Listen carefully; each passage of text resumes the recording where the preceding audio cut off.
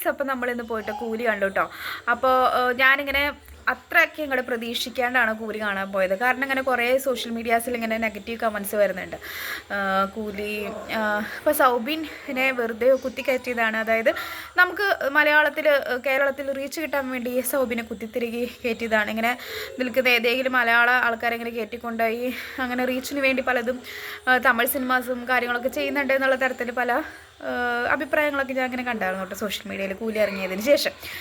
അപ്പം ഞാനതൊക്കെ വിചാരിച്ചിട്ട് തന്നെ പോയത്. പക്ഷേ പടം എനിക്കിഷ്ടമായിട്ടോ. ഒരു നൈസ് മൂവിയാണ്. കഥയുണ്ട്, അതിനുള്ളൊരു തീമൊക്കെ ഉണ്ട്, തീമില്ലാതെ ഒന്നുമില്ല. പിന്നെ ഈ പറഞ്ഞ പോലെ തന്നെ അടിയും ബഹളവും കാര്യങ്ങളും ഒക്കെ ഉണ്ട്, അടിപൊളിയായിട്ടുണ്ട്. നാഗാർജുനനായാലും പിന്നെ അമരേന്ദ്ര റാവു ഒരു സ്ക്രീൻ പ്ലേ റൈറ്ററാണ്, അതുപോലെ തന്നെ പാട്ടുകാരനും കൂടിയാണ് അദ്ദേഹം.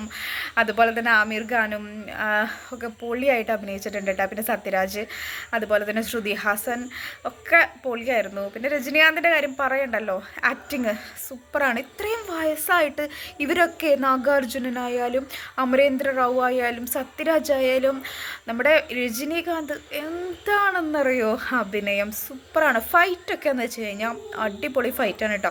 നമ്മളിങ്ങനെ കണ്ടിരുന്ന് പോകുന്ന ഫൈറ്റാണ്. കോമഡിയും എല്ലാം കൂട്ടിക്കലർത്തിയിട്ടുള്ള ഫൈറ്റാണ്. പാട്ടായാലും അടിപൊളിയാണ്. പിന്നെ എടുത്തു പറയേണ്ടത് സൗബിനെ തന്നെയാണ് കേട്ടോ. ഞാൻ വിചാരിച്ചു ഇങ്ങനെ കുറേ എന്താ പറയുക, ഇങ്ങനെ കുറേ സോഷ്യൽ മീഡിയയിൽ നെഗറ്റീവ് കമൻറ്റൊക്കെ വരുന്ന കാരണം സൗബിനൊരു പേരിന് കൊണ്ടുവന്നതാണോ എന്നൊന്ന് വിചാരിച്ചു പോയി. പക്ഷേ സൗബിൻ പടത്തിൻ്റെ തുടക്കം മുതൽ അവസാനം വരെയുള്ളത് സൗബിൻ കഴിഞ്ഞിട്ടേ അതിൽ വേറെ ആരുള്ളൂ. അത്രമാത്രം സൗബിനെ യൂസ് ചെയ്തിട്ടുണ്ട് കേട്ടോ. സൗബിൻ നല്ലൊരു ആക്ടറാണെന്ന് നമുക്കറിയാം.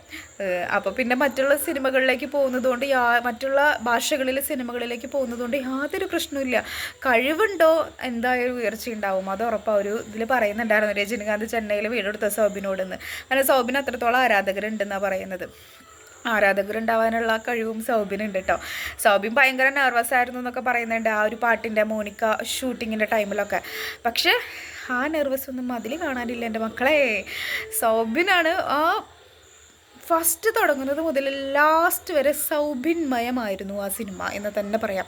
ഇത്രയും വലിയ വലിയ ആക്ടർമാരുണ്ടായിട്ടും സൗബിൻ തൂക്കി സിനിമ. സത്യമായിട്ട് സൗബിൻ തൂക്കിയിട്ടോ.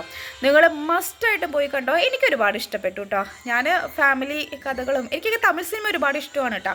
അപ്പോൾ പിന്നെ അതും പ്രത്യേകിച്ച് പറയാമല്ലോ. അപ്പോൾ അങ്ങനത്തെ സിനിമകൾ ഇഷ്ടപ്പെടുന്നവർക്കും കാണാം. അപ്പോൾ അടിപൊളി സിനിമയായിരുന്നു. നിങ്ങൾ ധൈര്യമായിട്ട് തിയേറ്ററിൽ പോയിട്ട് കണ്ടോ കേട്ടോ. അടിപൊളി സിനിമയാണ് കേട്ടോ. പിന്നെ മനസ്സിലാവായി ഉണ്ടോ എന്ന് ചോദിച്ചു കഴിഞ്ഞാൽ എനിക്ക് മനസ്സിലാവും. എനിക്ക് തമിഴും കുറേ കാര്യങ്ങളും ഒക്കെ എനിക്ക് അറിയാവുന്നതുകൊണ്ടും എനിക്ക് സിനിമ മനസ്സിലായി. പലർക്കും മനസ്സിലാവില്ല എന്നൊക്കെ പറയുന്നു. അത് ഭാഷ അറിയാത്തതുകൊണ്ടായിരിക്കും എന്ന് വിചാരിക്കണം. പിന്നെ ലാസ്റ്റ് ഹിന്ദിയൊക്കെ ഉണ്ടല്ലോ, ആമിർ ഖാനൊക്കെ വരുന്നുണ്ടല്ലോ. അപ്പോൾ അതിൽ കൊടുക്കുന്ന റേറ്റിംഗ് ആയാലും തമിഴാണ് കൊടുക്കുന്നത്. തമിഴ് തന്നെ കാണണം കേട്ടോ.